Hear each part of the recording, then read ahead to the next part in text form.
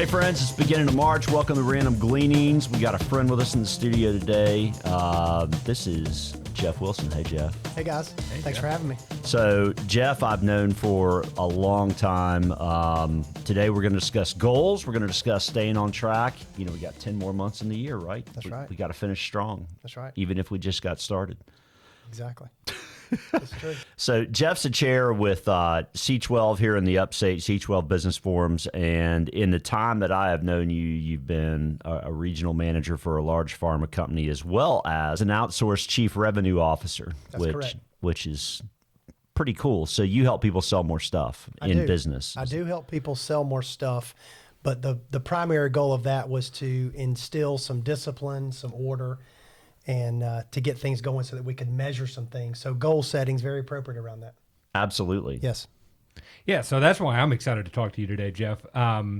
You know, I guess by the time this video comes out, it'll be the 1st of March. Yes. Right? So two months after I set a resolution for myself to start the year. Yep. And probably like most folks that are watching this, resolutions tend to fall by the wayside. Sure.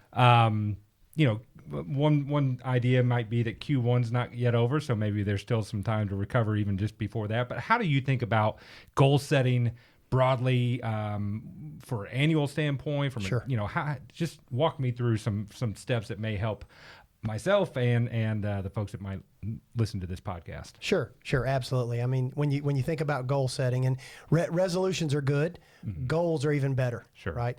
But you have to start with SMART, right? Specific, measurable, achievable, realistic, timely.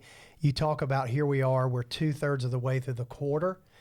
So with a goal that maybe you put in place personally or professionally at the beginning of the year, if you've not been measuring it, you might feel like you're under attack, right? Under the wire. Right. So there are really some things, and I know we'll get into it talking today, but you need to have a plan. There's a lot of things that kind of go into that. Yeah. So planning is very important. So I know personally, so we work together in a C12 forum, and one of the things that always helps me, and this goes back a long way for me. I mean, I remember a mentor back in the 90s talking about spiritual, mental, physical, social, financial, the balance wheel, which we've got up on the screen, you know, kind of attacks that in the same way from a faith basis, but also, of course, marriage and family, personal finances. Absolutely. And actually, this is mine from February. So, you know, I got some work to do, as you can see. But how do you go about making sure your goals stay on track from month to month, from quarter to quarter? Yeah, that's a great question, Chris, and I applaud you for putting it up there. Now you've got a lot of accountability partners, yes. more so than just those of us that sit around the table with you. But the biggest thing is, I believe, is keeping them visible, right? So in my office, I have a large whiteboard. So anything that's important to me in the next 30 days, it's on my calendar. I know that I'm working towards it, but if I have to achieve it within the next 30 days, it's on my whiteboard. Certain aspects of that get erased, steps, etc., but it stays up there until I get finished. So a whiteboard's good, maybe a screensaver on your computer, but the goal setting process is not usually a step. It's usually multi-steps. So there's a lot of smaller steps that you have to achieve in that. So let's just take a quarterly goal, for example. If something has to be achieved in 90 days, work backwards and understand, create a plan. Work backwards to everything that needs to be done to achieve that goal and realize when you need to start. The last thing you want to do is to be under pressure. Right. So question for you, you know, you talk to a lot of business owners Yes. on a daily basis. What are business owners talking about in today's climate that you find interesting? What are you hearing again and again? Probably the biggest thing is around the labor force. The biggest thing is finding quality hires, finding folks that truly have that desire to make a career Right. out of somewhere they're working.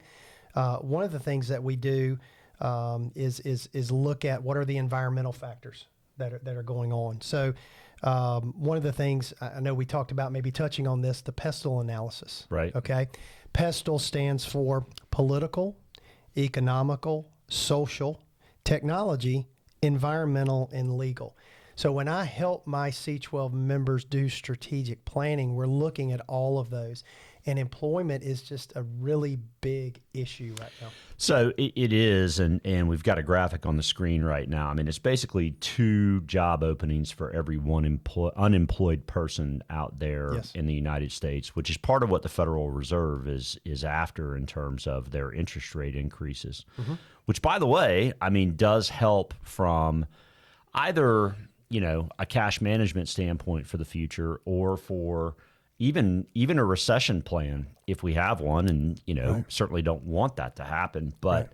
by all means, I mean, the good news from an interest rate increase environment is, I mean, cash is yielding 4.5%. I mean, so if you're not making at least a reasonable number in the bank right now, you need to be looking at that pretty That's right. hard. Yeah, I thought what was interesting in this pestle analysis is, the economic environment's going to affect one business different from the next. That's correct. Right. And so it's just an interesting thought, because obviously we think about things very market based. And yet, everybody can benefit from at least addressing these things as they affect their business. That's right. So it's just a great exercise, I think. And taking a deeper dive into that, Jesse, is determining which one of those is a headwind or a tailwind. Okay. That's a lot of the exercise we go through it, because when we're ultimately planning, we're normally looking at 5-year goals for these business owners. But again, just Chris, you asked me earlier, from a quarterly standpoint, we know what needs to be done in this year, in 2023, and we break that down into quarters. Okay. But looking at the pestle analysis, is it a headwind? Is it a tailwind? When in the year might it need to be addressed? So from a standpoint of economical, when might those issues arise? So we plan for that. We check in for that, and we have accountability to make certain that whomever's job it is to keep their eye on that metric is doing so, and alerting the team and letting them know what's happening. That's awesome. So since the economy's been pretty good, I mean, from a revenue increase standpoint, this is a chief revenue officer question. Okay. How have what advice do you have for folks trying to increase their sales, their revenues out there in the business market? Sure. Again, going back to, that's a good softball question, right? So going back to goals, when I did step in and helped folks with that and determining a sales process, it's pretty amazing that most people don't measure the activity that leads them to a sale. When I would work with business owners to create commission calculators, we would build out that sales process.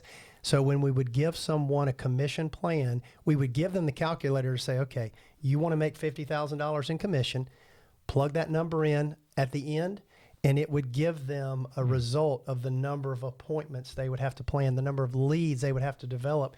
And after about a year's time, it's pretty proven. Wow.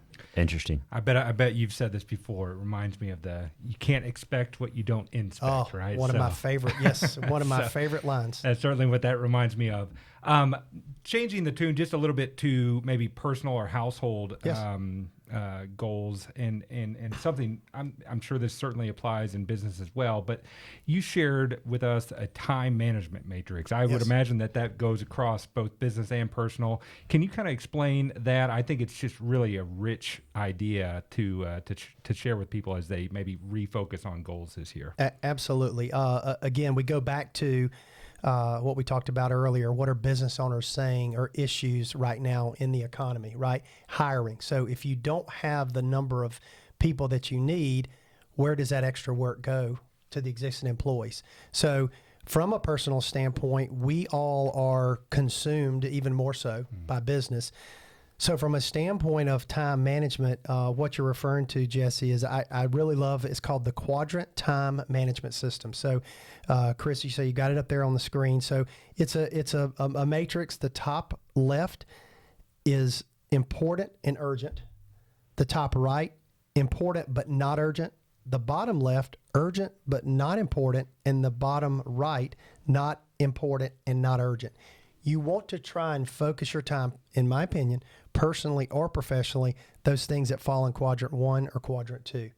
One of the things that recently came out as a part of our C12 Business Forum curriculum, I'm not going to get the quote exactly right, but it was stated that there is nothing so useless as spending a lot of time on things that don't matter. Mm, that's great. And we're all constricted today, and especially in business, because we're all being asked to do more.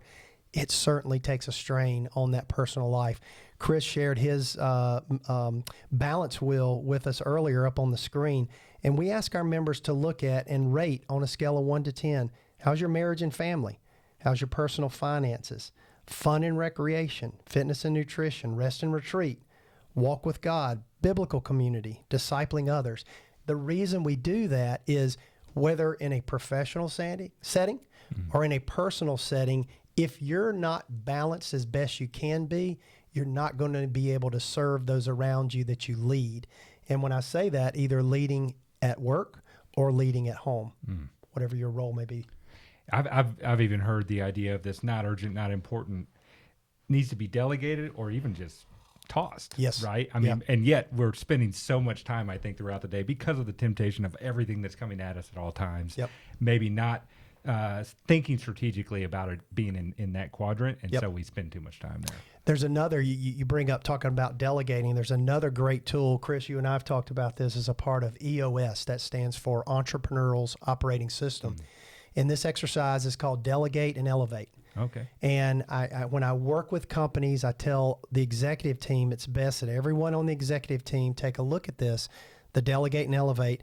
And again, it's another quadrant, but the quadrants are a little different. The top left are things that you're really good at and you enjoy doing, you have a passion for. The top right is things that you're okay at, but you kind of like doing. Bottom left is things that you're not really good at and don't like doing.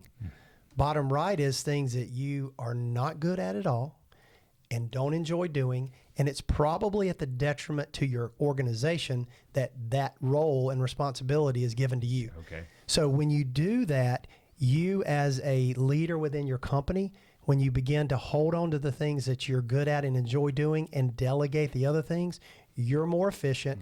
And quite honestly, you're probably helping If someone you within found your the right company. person in that role, then Helping they're them grow. really plugging in. Absolutely. That's great. So But that's delegate and elevate, very important.